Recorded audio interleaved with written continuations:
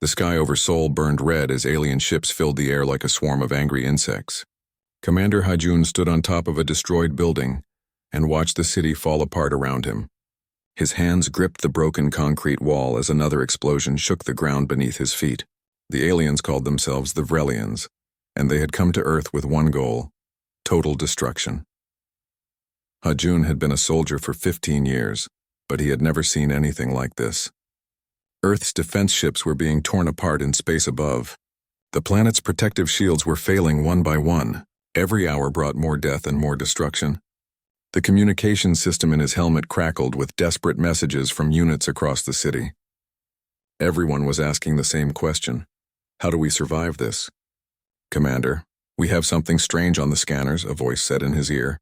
It was Lieutenant Mirai, one of his best technical officers. She was stationed in an underground bunker 3 blocks away, trying to coordinate what remained of Earth's defense systems. "What is it?" Hajun asked, not taking his eyes off the alien ships above. Another massive vessel descended through the clouds, its weapons already charging for another attack on the city. "Ground radar is picking up something big under Gwanaksan Mountain," Mirai said. Her voice sounded confused and excited at the same time. "It's metal, sir. Something huge and made of metal buried 2 kilometers underground." Hajun frowned. "That doesn't make sense. There's nothing out there except old hiking trails and forest. Maybe it's a natural metal deposit?" "No, sir, that's what's weird about it," Mirai continued. "This thing has a specific shape. It's artificial, definitely made by humans. And here's the really crazy part: it's generating power. Whatever is down there is still active after who knows how many years." A Vrelian plasma blast struck a building 4 blocks away, and Hajun felt the heat wave wash over him even from this distance. Time was running out. If there was even the smallest chance that something useful was buried under that mountain, they had to find it. Earth had nothing left to lose. "Get me Dr. Soman," Hajun ordered, already moving toward the stairs. "Tell her to meet me at the mountain with whatever equipment she can carry. We're going digging." 2 hours later, Hajun stood at the base of Gwanaksan Mountain with a small team of survivors. Dr. Soman was already there, her portable scanner in hand, pointing at the mountain like it had personally offended her. She was Earth's best archaeoengineer, someone who studied old human technology from before the modern era. If anyone could figure out what was buried here, it was her. "The readings don't lie," Soman said without greeting. "There's something massive down there. The metal signature matches old military-grade hull plating, the kind they stopped making about 300 years ago." 300 years? Hajun repeated. "That's from the supremacy era." Everyone got quiet. The Terran supremacy was a part of human history that most people tried to forget. 300 years ago, Earth had been different. Humanity had controlled 40 star systems and commanded the strongest military fleet in known space. They had been conquerors, warriors, and tyrants. Other alien races had feared them, but that empire had collapsed, destroyed by internal conflicts and moral awakening. Modern Earth had rejected everything the supremacy represented, choosing peace and cooperation instead of war and domination. "If this is from that time, it could be a warship," Lieutenant Doyen said quietly. He was a young officer, barely 25, but he knew his history. The supremacy built ships that could destroy entire planets. "Then we better hope it still works," Hajun said grimly. Above them, the sound of explosions echoed across the sky as more Vrelian ships entered Earth's atmosphere. They used mining charges to blast a tunnel into the mountain. It took precious hours, hours that Earth didn't have, but finally they broke through into an artificial cavern. The space beyond was enormous, carved out of solid rock, and reinforced with support beams made from materials that didn't exist in modern manufacturing. And there, filling the entire cavern like a sleeping giant, was a warship. Hajun's breath caught in his throat. The ship was bigger than anything he had ever seen. It was easily 2 kilometers long, shaped like a brutal wedge designed for one purpose: war. The hull was scarred and dented, showing signs of battles fought centuries ago, but the metal itself still looked strong and capable. Emergency lights flickered along its surface, showing that somehow, impossibly, the ship still had power. "Look at the name," Ensign Jiwon whispered, pointing at the hull. Written in both ancient Korean and English. The name was clear even after 300 years, Cheonryong. "The Heavenly Dragon." "I've read about this ship," Soman said, her voice shaking. "It was the flagship of the Supremacy's main fleet. They said it was destroyed in the final war. But it wasn't destroyed. Someone hid it here. They found an access hatch and entered the ship carefully. Inside, the corridors were vast and empty, designed to hold thousands of crew members. Their footsteps echoed in the silence as they made their way deeper into the vessel, emergency lighting activated as they passed, responding to their presence after 3 centuries of darkness. The bridge was at the heart of the ship, and when they entered, Hajun felt like he was stepping into a cathedral dedicated to war. Command stations lined the walls, each one designed for specific weapons or defense systems. And in the center, raised above everything else, was the captain's chair. A skeleton sat in that chair, still wearing the faded remains of a supremacy uniform. The rank insignia showed that this person had been a fleet admiral, one of the highest ranks in the old military structure. As they approached, a hologram suddenly activated. It showed a woman in her 40s, stern-faced and proud, wearing the same uniform as the skeleton. The hologram's eyes seemed to look directly at Hajun. "If you're seeing this, then Earth is in danger again," the hologram said. Her voice was clear and strong, recorded centuries ago but preserved perfectly by the ship's systems. "My name is Admiral Yuna, and I was the last commander of the Cheonryong. This ship was built during the Supremacy Wars to face threats that could end humanity. But when peace came, the new government was afraid of what we represented. They ordered all Supremacy warships destroyed or dismantled." The hologram paused and something like sadness crossed her face. "I couldn't let that happen to the Cheonryong. This ship had saved humanity too many times to die in a scrapyard. So I brought her here and buried her, hoping that if Earth ever needed her again, someone would be smart enough to find her." Admiral Yuna's image gestured to the command systems around her. "The ship's artificial intelligence is named Hanul. She will help you bring the Cheonryong back online. But understand this ship was built for total war. She doesn't know compromise or restraint. Once you wake her up, you commit to complete victory or complete annihilation. There is no middle ground." The hologram faded, leaving Hajun and his team standing in silence on the ancient bridge. Outside the mountain, they could hear the muffled sounds of the Vrelian bombardment continuing. Earth was dying, and they had just found humanity's most dangerous weapon sleeping beneath the ground. Hajun looked at Soman. "Can we activate it?" Soman was already at one of the command stations, her fingers moving across controls that were 300 years old but still functional. "The AI is responding. It's running diagnostic checks right now. According to this, the ship needs at least 50 crew members to operate properly, but it can function with just 12 people if we use emergency protocols. Then we find 12 people who can still fight," Hajun said. He walked to the captain's chair, looking down at the skeletal remains of Admiral Yuna. Carefully, respectfully, he moved her remains aside and sat down in the chair himself. The moment he did, every system on the bridge came to life. Screens activated, showing tactical displays and weapon systems. A gentle female voice spoke from the ship's speakers. "Welcome aboard the Cheonryong, Commander. I am Hanul, the ship's artificial intelligence.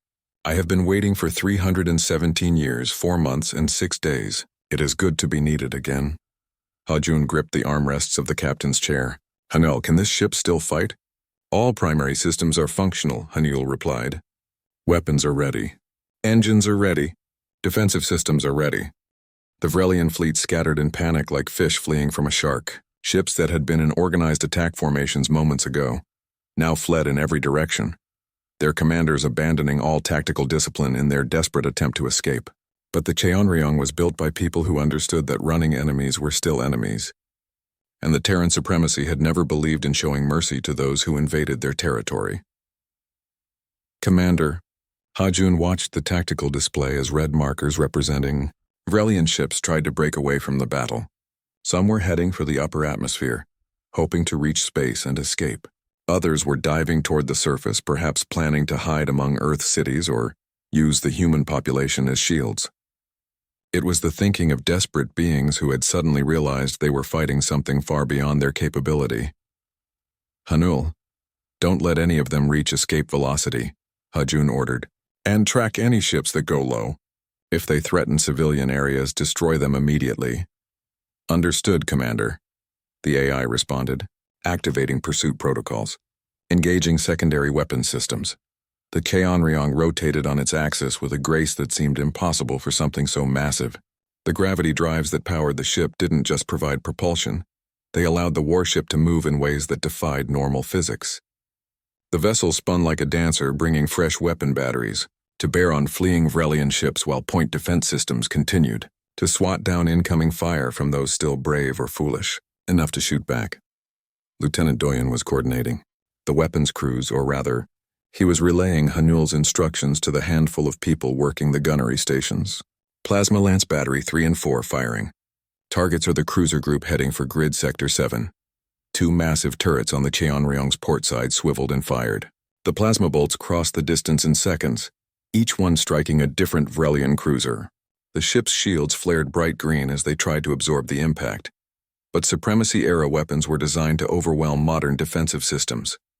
The shields collapsed and the plasma burned through the hulls like a cutting torch through paper. Both cruisers exploded in brilliant fireballs, adding more debris to the growing field of wreckage around Seoul. "We're getting new contacts," Ensign Jiwon called out from her station. Multiple signatures coming up from the surface. "It's the Earth Defense Fleet." "What's left of it anyway?" Hajun turned to look at the tactical display. Nearly 24 human ships were rising from various hiding spots around the planet. They were battered and damaged, survivors from the initial Vrelian attack that had destroyed most of Earth's military fleet. Compared to the Cheonryong, these modern ships looked like toys, small, lightly armed, and fragile. But they were still human ships, still defenders of Earth, and right now they were asking permission to join the fight. "Open a channel to the EDF ships," Hajun said. Mirai worked her console. "Channel open, sir." "Earth Defense Fleet, this is the Cheonryong," Hajun transmitted. "You are cleared to engage.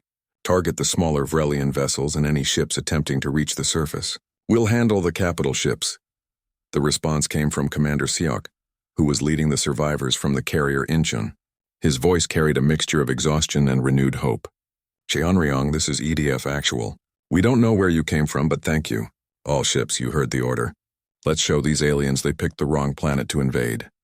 The modern Earth ships spread out and began hunting down Vrelian destroyers and frigates. Their weapons were much weaker than the Cheonryong's, but against the panicking and disorganized alien ships they were effective enough. Missiles streaked through the sky, lasers carved through hull plating, and slowly the tide of battle turned from a desperate last stand into an actual counterattack. On the Vrelian command ship, Thalrix watched his invasion force fall apart. Nearly half of his capital ships were gone, destroyed by that single ancient human warship. The rest were damaged or fleeing. His smaller vessels were being picked off by the modernized Earth ships. And at the center of it all, the Cheonryong continued its methodical destruction, its weapons never stopping, never missing. "How many ships have we lost?" Thalrix asked, though he already knew the answer would be bad. His tactical officer checked the displays with shaking hands. 19 capital ships destroyed, 7 more heavily damaged and unable to fight. "We've lost over 100 smaller vessels. Commander, we need to retreat. This battle is over." "We can't retreat," Thalrix said bitterly. "That human ship is preventing FTL jumps."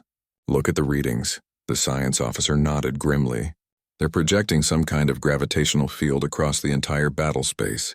No ship can enter faster than light travel while that field is active. It's like they knew we would try to run." "They did know," the tactical officer said, "because they built their warships to fight enemies who would run. The Terran supremacy fought wars of annihilation. They didn't believe in letting enemies escape to fight another day." Thalrix looked at the human warship on his screen and realized the full horror of his situation. His fleet was trapped. They couldn't run and they couldn't win. The only choices left were to surrender or to die fighting. Pride made the decision for him. "All remaining ships form up on my position. We concentrate all our firepower on that warship. If we're going to die, we'll die as warriors, not as cowards running away." On the Cheonryong, Hanul detected the Vrelian ships regrouping. "Commander, the enemy is forming a final attack formation. Analysis suggests they intend to attempt one last concentrated assault." Dr. Soman looked up from the power management console, her face pale but determined. "Can our shields handle another massed attack like the first one?" "The first attack barely stressed our defensive systems," Hanul replied. "The enemy would need approximately 100 times more firepower to threaten this vessel's structural integrity. They currently possess nowhere near that level of capability." Hajun nodded slowly. The Cheonryong had been built to fight entire fleets alone if necessary. The Terran supremacy had created these ships to be nearly indestructible fortresses that could project overwhelming force across vast distances. What the Vrelians were attempting was brave, but it was also pointless. "Let them come," Hajun said. "We'll end this quickly." The remaining Vrelian ships charged forward in a desperate final attack. Every weapon they had fired at once, creating a storm of plasma, missiles, and kinetic rounds. From a distance, it looked like a solid wall of destruction heading toward the Cheonryong. The ancient warship didn't even slow down. Point defense systems engaged, creating a web of laser fire and particle beams that intercepted the incoming barrage. Missiles exploded harmlessly, plasma bolts were dispersed, kinetic rounds were vaporized, and the few shots that made it through the defensive fire splashed against energy, shields that had been designed to withstand weapons far more advanced than anything the Vrelians possessed. Shields. At 97%, Hanul reported. "Enemy attack is ineffective. Return fire," Hajun ordered. "Use the graviton cannons. End this." The Cheonryong's main weapons charged with a sound like reality itself, groaning. The graviton cannons were the most powerful weapons the Terran supremacy had ever created, capable of crushing entire ships into balls of compressed metal. During the Supremacy Wars, entire enemy fleets had surrendered rather than face these weapons. The Vrelians had no such option. The cannons fired in sequence, each shot targeted at a different capital ship. Blue-white beams lanced across the sky, and wherever they touched, ships died. The Vrelian vessels crumpled like tin cans, their hulls compressed by artificial gravity wells that exerted forces measured in billions of tons. One after another, the proud warships of the Vrelian invasion fleet were reduced to spheres of scrap metal, falling from the sky like rain. Thalrix watched his flagship's view screen as the ship next to his was crushed into nothing. The Vrelian commander had lived his entire life believing that his people were among the strongest military powers in the galaxy. They had conquered dozens of worlds, defeated numerous enemies, built an empire that spanned multiple star systems, and now they were being destroyed by a single human ship that was 300 years old. "All ships, full retreat," Thalrix ordered, his voice hollow. "Every ship for themselves. Get out of that gravity field however you can. Jump to any system, anywhere, just get away from that monster." The Vrelian fleet broke completely, ships scattered in all directions. No longer even pretending to maintain formation or fight back. They just ran, burning their engines at maximum power, trying to get far enough away from the Cheonryong to escape its FTL interdiction field. The Cheonryong pursued them like a hunting cat. Its engines, far more powerful than anything the Vrelians had, allowed it to catch fleeing ships easily. Long-range weapons reached out across impossible distances to destroy vessels that thought they had escaped. The ancient warship was relentless, efficient, and merciless. "Sir, some of them are going to make it," Mireille said, watching her tactical display. 3 destroyers and maybe 4 frigates are almost beyond the interdiction field range. "Should we let them go?" Vrelian Commander Thalrix stood on the bridge of his flagship, watching Sol burn below. The human city was falling apart exactly as planned.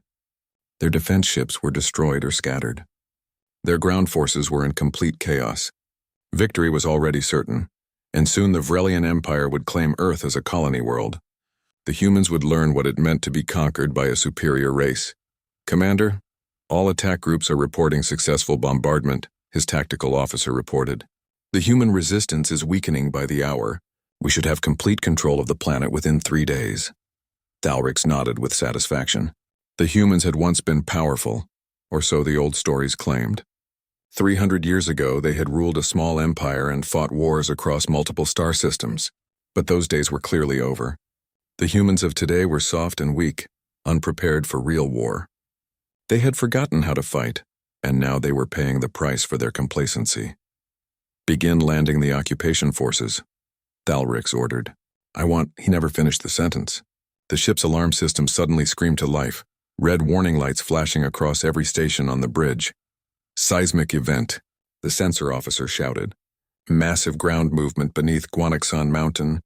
The entire mountain is—" "Commander, the mountain is breaking apart." Thalrix turned to the main view screen and felt his blood turn cold. The mountain was indeed breaking apart, but not from any natural earthquake. Something was pushing up from beneath, something so large and powerful that it was tearing through 2 kilometers of solid rock like it was nothing. The mountain exploded in a massive cloud of dust and debris. Rocks the size of buildings flew in all directions. And rising from the depths, climbing toward the sky on pillars of blue fire, came a warship that should not exist. It was massive, far bigger than any ship in the Vrelian fleet. The hull was dark gray, scarred from ancient battles and covered in weapon systems that Thalrix didn't recognize. The design was old, brutal, and terrifying in its simplicity. This was not a ship built for exploration or trade. This was a weapon designed for one purpose, to kill other ships. What is that? Thalrix whispered. His science officer was frantically checking his databases, pulling up files on human military history. Commander, I'm finding references to ships like this in our intelligence files. They're from the Terran Supremacy era. This is a Dreadnought-class warship from 300 years ago. That's impossible, Thalrix said. Those ships were all destroyed or dismantled. The humans gave up that kind of warfare centuries ago. Tell that to the ship rising toward us. Sir, the tactical officer said quietly.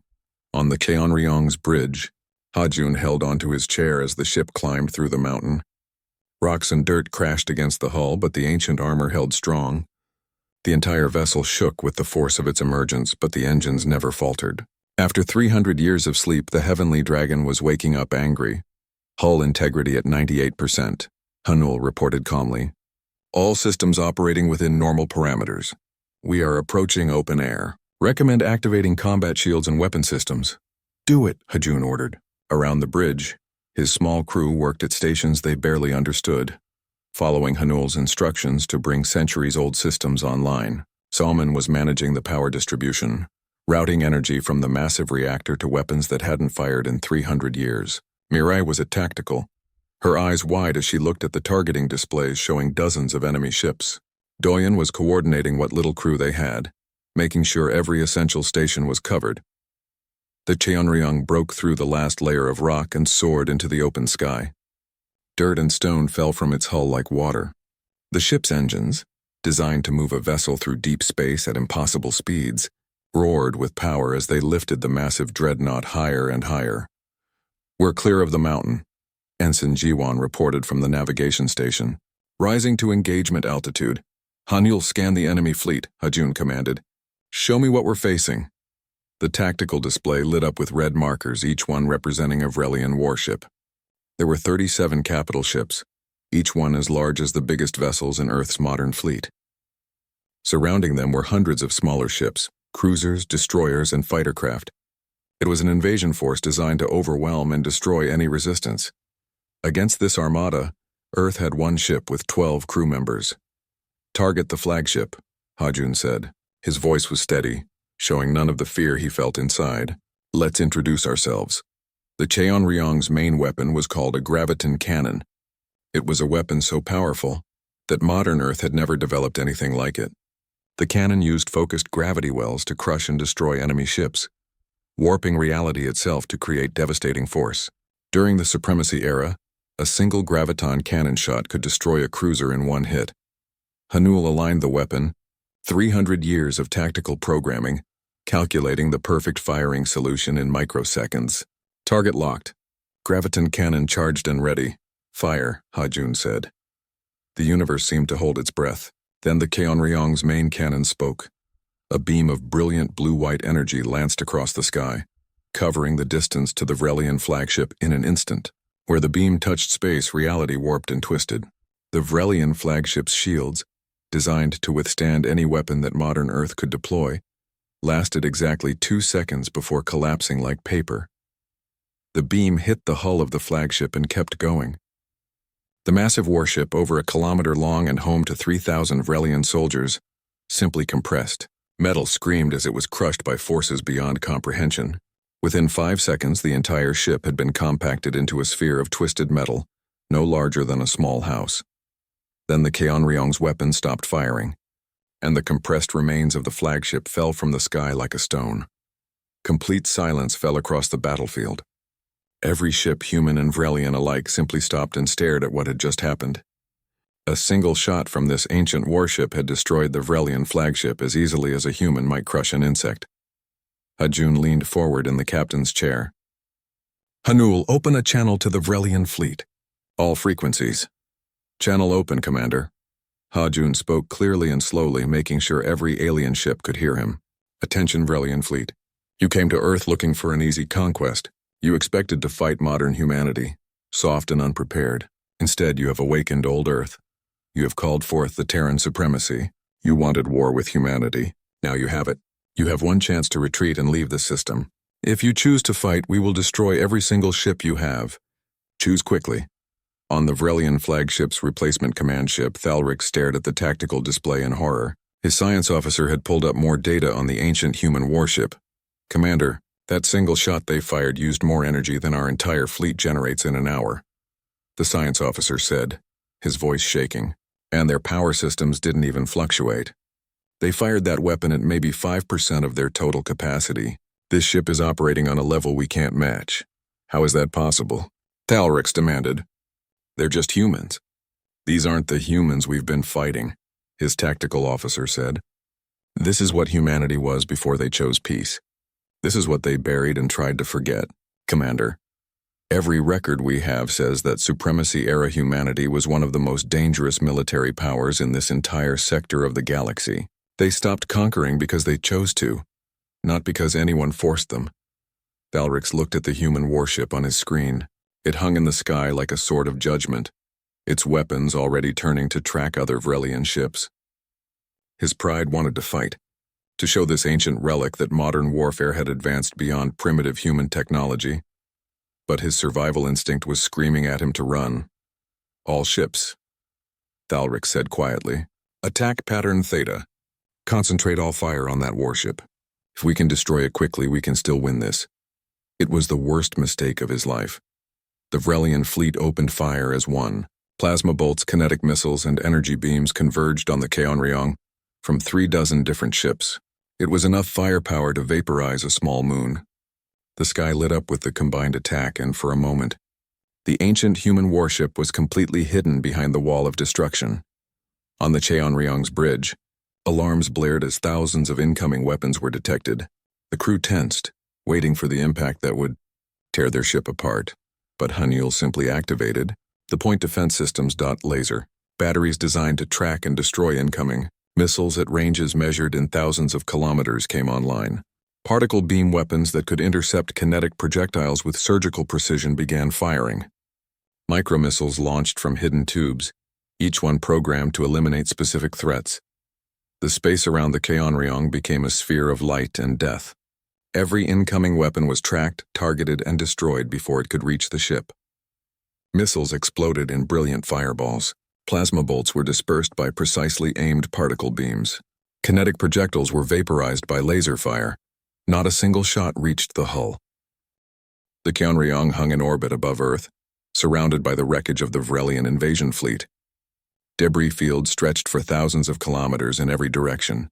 Crushed hulls, shattered weapons, and the frozen remains of alien crew members drifting through the cold vacuum of space.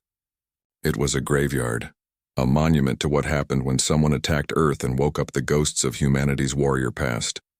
On the bridge, Commander Hajun sat in the captain's chair and felt the weight of what they had just done. In less than 3 hours, his crew of 12 people had destroyed an invasion fleet that modern Earth couldn't have stopped even with their entire military. They had used weapons that were 300 years old to utterly annihilate an enemy that should have been technologically superior. And they had done it all from inside a ship that most people thought was just a legend. Damage report, Hajun said, breaking the silence on the bridge. Dr. Soman checked her displays. Minor stress on the hull from our exit through the mountain. Shield generators are at 98% efficiency. All weapon systems are green. Reactor output is stable. Commander, this ship barely noticed the battle. We used maybe 15% of our total combat capability. That thought was sobering. The Keonryong had destroyed an entire invasion fleet while barely trying. What could it do at full power? What kind of enemies had the Terran supremacy faced that required a ship this powerful? Haniel, what can you tell us about the supremacy wars? Hajin asked the ship's AI. What did this vessel fight against? The AI was quiet for a moment, accessing memories that were 3 centuries old. The Terran supremacy fought numerous conflicts during its 80-year existence. The most significant was the Collective War, a 10-year conflict against an alliance of 17 alien species who united to try to stop humanity's expansion. The Cheonryong participated in 43 major fleet engagements during that war. 17 alien species working together? Lieutenant Doyen said in disbelief. And humanity won? The supremacy won, Hanel corrected gently. But the cost was significant. Nearly 40% of human worlds suffered attacks. Casualty estimates reached into the billions. That war is why the supremacy became so militaristic, why ships like me were built. Humanity decided they would never again be vulnerable, never again be threatened. They built a fleet that could fight the entire galaxy if necessary.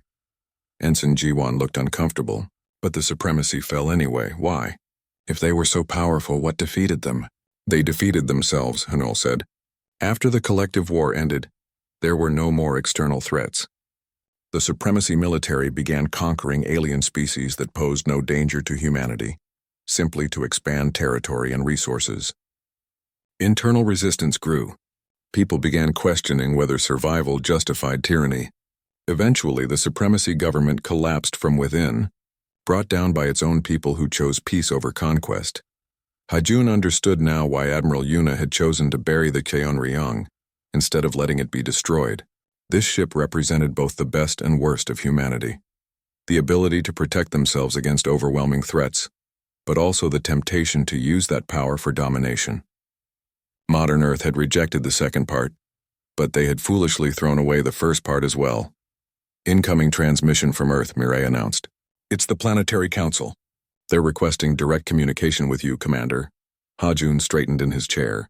The Planetary Council governed modern Earth, a group of elected leaders who made decisions through debate and consensus, rather than military authority. He had no idea how they would react to the Cheonryong's sudden appearance and the violent way it had saved Earth. Put them through, Hajun said. The main view screen changed to show a conference room where 12 council members sat around a table. They looked tired and scared, which made sense given that their planet had just been invaded. But they also looked deeply uncertain, and Hajun realized they were uncertain about him and his ship. A woman in her 60s spoke first. Her name tag identified her as Council Leader Hyajin. Commander Hajun, on behalf of Earth, I want to thank you for saving us from the Vrelian invasion. Your actions today saved billions of lives. You're welcome, Council Leader, Hajun replied carefully. He could sense there was a but coming. However, Hyajin continued, and there it was. The Council needs to understand exactly what has happened today.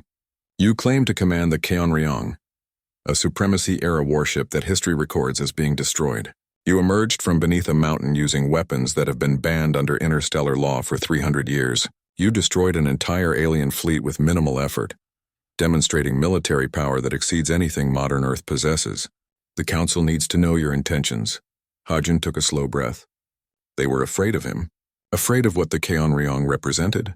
They had grown up in a peaceful era where humanity cooperated with other species through diplomacy and trade. The idea of a single warship that could destroy entire fleets was terrifying to them, even if that ship had just saved their lives. Council Leader, my intentions are simple, Hajun said. I intend to protect Earth. That's what the Cheonryong was built for, and that's what we'll continue to do. A man on the council spoke up, his voice sharp with suspicion. Will you do that by following the council's authority, or do you intend to operate independently, outside civilian control? Now Hajun understood the real question. They wanted to know if he planned to use the Cheonryong to seize power, to recreate the Terran supremacy with himself as some kind of military dictator. It was a reasonable fear given history. I'm a soldier, not a politician, Hajun said.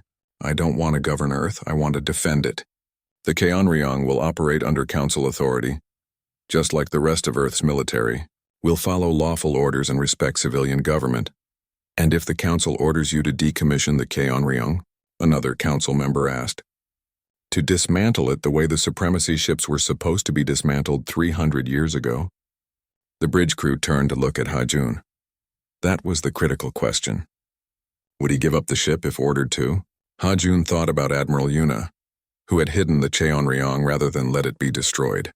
She had known that someday Earth would need this ship again. Today had proven her right. But what about tomorrow? What about 10 years from now, or 50 or 100? The Vrelians who escaped today will return to their empire and tell everyone what happened here, Hajun said slowly. They'll spread the word that old Earth woke up and destroyed their invasion fleet. Some species will see that as a warning and leave us alone, but others will see it as a challenge. They'll want to test themselves against the Terran supremacy's legacy. Earth just went from being an easy target to being a threat, and threats attract attention. He leaned forward, looking directly at Council Leader Hyegen. So here's what I think. The Council can order me to dismantle the Cheonryong if they want. I'll follow that order because I believe in civilian authority over the military. But first I'd ask the Council to consider very carefully whether Earth can afford to give up its only real defense against what's coming. Because something is coming. We just announced to the galaxy that we still have teeth, and now everyone is going to want to see how sharp those teeth really are. The council members talked among themselves in low voices. Hyegen waited, knowing his crew was listening to every word. Finally, Hyegen spoke again. The council will need time to discuss this matter properly. In the meantime, Commander Hyegen, you and your ship will remain on standby. You are not to leave Earth orbit without council authorization. You are not to engage any vessels unless directly attacked. And you will submit to inspection by council military authorities. Is that understood? Understood, Hyegen said, though he could see some of his crew looking unhappy with the restrictions. The transmission ended, and the view screen returned to showing Earth below. The planet looked peaceful from orbit, but Hyegen knew that cities were burning down there, that millions were dead or injured from the Vrelian attack. Earth had survived, but just barely, and only because the Cheonryong had been there. They're afraid of us, Doyen said bitterly. We just saved their entire world, and they're treating us like criminals. They're afraid of what we represent, Soman corrected. The Cheonryong is a symbol of everything modern Earth rejected. We chose peace and cooperation over military power and domination. This ship challenges that choice. Maybe that choice was wrong, G1 said quietly. Maybe our ancestors made a mistake when they dismantled the Supremacy Fleet. If those ships still existed, the Vrelians never would have dared to attack us. And if those ships still existed, Mirai countered, Earth might have continued conquering other species instead of learning to live peacefully with them. Power like this corrupts. The Supremacy proved that. Hyegen listened to his crew debate and realized they were having the same argument that humanity had been having for 300 years. Was it better to be strong and dangerous or peaceful and vulnerable? Could you be both? The Terran supremacy had been strong, but had used that strength to become tyrants. 3 days passed while Earth tried to understand what had happened. The Planetary Council held emergency sessions every few hours, debating what to do about the Cheonryong. News networks broadcast endless analysis of the ancient warship, showing footage of the battle from every angle. Some people called Commander Hyegen a hero who had saved humanity. Others called him a dangerous relic from a shameful past that should be locked away again. On the 4th day, something changed. Long-range sensors detected a fleet approaching Earth's solar system. It wasn't the Vrelians returning for revenge. These were ships from the Galactic Trade Collective, a loose alliance of peaceful species that Earth had been members of for nearly a century. They had come in response to Earth's distress calls about the Vrelian invasion. But they had come too late. Earth had already saved itself. The collective fleet numbered about 40 ships, a mixture of different alien designs representing various member species. They were trade vessels and light peacekeepers, not warships. The collective believed in resolving conflicts through negotiation and economic pressure, not military force. It was one of the reasons modern Earth had joined them. It aligned with humanity's new peaceful philosophy. The fleet's commander was a Talasian named Corvin, and he requested a meeting with both the Planetary Council and Commander Hyegen. The council agreed, though Hyegen could tell they were nervous about what the aliens would say about the Cheonryong. The meeting took place in a neutral space station orbiting Earth. Hyegen attended along with Council Leader Hyegen and several other council members. Corvin appeared as a hologram, since Talasians breathed a different atmosphere than humans. He was tall and thin with 4 arms and skin that shifted colors like oil on water. Earth representatives, we came as quickly as we could when we received your distress signal, Corvin said. His voice was translated by computer into standard human language. We are pleased to see that you survived the Vrelian attack, though we are surprised by the method of your survival. The Cheonryong was an unexpected resource, Hyegen said carefully. We discovered it by chance and were fortunate to be able to activate it in time. Corvin's skin flickered through several colors that the translation program indicated meant skepticism. By chance, yes. We have been analyzing the battle footage that Earth has released. This warship of yours destroyed an entire Vrelian invasion fleet with minimal effort. It used weapons that violate 3 separate collective treaties on military technology. And according to our historical databases, it is a vessel from the Terran Supremacy era. That's correct, Hajun said. The Keonryong is approximately 300 years old. But it was built by humans using human technology. We didn't violate any treaties because we didn't build new weapons. We simply used what already existed. A convenient technicality, Corvin replied. However, the Collective Council is less concerned with technical violations and more concerned with what this development means for galactic peace. For 300 years, humanity has been a peaceful species. You traded with us, cooperated with us, and caused no conflicts. But now you have revealed that you possess military technology far beyond what you previously showed. This changes the balance of power in this entire sector. Hajun could see where this was going. The collective was afraid. They had gotten comfortable with humanity being weak and peaceful. Now they realized that Earth could potentially threaten any of them if it chose to. Earth has no intention of threatening anyone, Hijin said. We activated the Keonryong purely for self-defense against an unprovoked invasion. We remain committed to peace and cooperation with all collective member species. Perhaps, Corvin said. But you must understand our concern. The Terran Supremacy was not known for its peaceful cooperation. It was known for conquering other species and imposing human rule across dozens of systems. Many of the older species in the collective still remember that era with fear. And now Earth has proven that it still possesses supremacy-level military capability. One of the council members, a man named Tajin, spoke up. What are you suggesting, Commander Corvin? That Earth should have let the Vrelians destroy us rather than defend ourselves? Of course not, Corvin said, his skin shifting to a calmer blue color. Self-defense is perfectly reasonable. But the Collective Council believes that the Keonryong should be decommissioned now that the immediate threat has passed. Dismantled peacefully, with its weapons technology shared among all collective members for research purposes only. This would demonstrate Earth's continued commitment to peace and would help alleviate concerns about humanity reverting to supremacy-era aggression. Silence fell over the meeting. Hajun felt his jaw tighten. They wanted Earth to give up the Keonryong, to dismantle the only weapon that had saved the planet from annihilation, and they wanted to do it under the guise of promoting peace and cooperation. And if Earth refuses? Hajun asked quietly. Corvin's skin flickered again, showing colors that meant discomfort. Then the Collective Council would need to reassess Earth's membership status. Economic cooperation might become difficult. Trade agreements might need renegotiation. We would hope it wouldn't come to that. But the collective must consider the security concerns of all member species. You're threatening sanctions, Hijin said, her voice cold, because we refuse to die quietly when attacked. We are expressing legitimate concerns about military escalation, Corvin corrected. Earth is asking us to trust that you will only use the Keonryong defensively, never aggressively. But the Terran Supremacy made similar promises 300 years ago, before it began conquering our ancestors. How can we trust that history won't repeat itself? Hajun stood up, drawing everyone's attention. Commander Corvin, let me tell you what actually happened 300 years ago. The Terran Supremacy didn't start as an aggressive empire. It started as Earth defending itself against species who saw humanity as weak and primitive. 17 alien civilizations formed an alliance specifically to destroy Earth before we could become too powerful. We fought that war for 10 years and we lost billions of people defending ourselves. He walked closer to Corvin's hologram. After that war, humanity decided we would never be victims again. We built ships like the Cheonryong to make sure no one could threaten us. But you're right, we went too far. We became the aggressors we had fought against. So modern Earth chose differently. We chose peace and cooperation. We joined the collective and trusted that diplomacy would protect us. Hajun gestured toward Earth visible through the station's windows.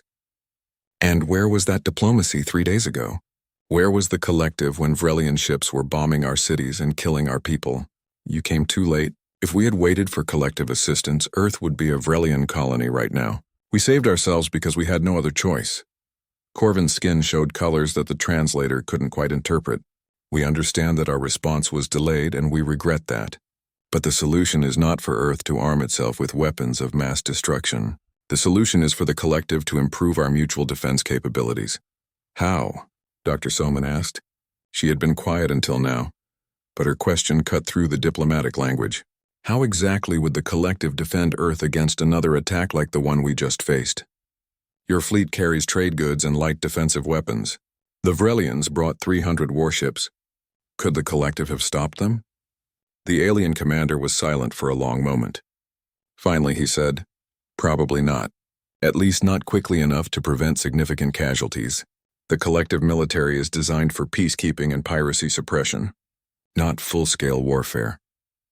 Then the collective is asking Earth to make ourselves defenseless and trust in protection you can't actually provide, Hajun said. That's not a reasonable request. Council leader Hyejin held up her hand, trying to calm the situation. This discussion is clearly going to take time. Commander Corvin, the Council will consider your concerns and discuss them internally. We appreciate the collective's friendship and want to maintain good relations, but you must also appreciate that Earth cannot simply disarm ourselves after being attacked. We need time to find a solution that satisfies everyone. Of course, Corvin said. The collective council will await Earth's decision. But please understand that time is limited. Other species are watching this situation carefully. If Earth chooses to keep the Cheonryong operational, it may trigger an arms race as other species seek to build or acquire similar weapons for their own defense. This could destabilize the entire sector. The meeting ended soon after, with no real resolution. Hajun returned to the Cheonryong feeling frustrated and angry. The collective wanted Earth to give up the only thing keeping them safe, all while admitting they couldn't actually protect Earth themselves. It was the ultimate example of wanting to have things both ways. On the bridge, his crew was waiting for his report. He told them about the collective's demands and their thinly veiled threats of economic sanctions. So we have to choose between the Cheonryong and the collective? Mirai asked. Between military security and economic security?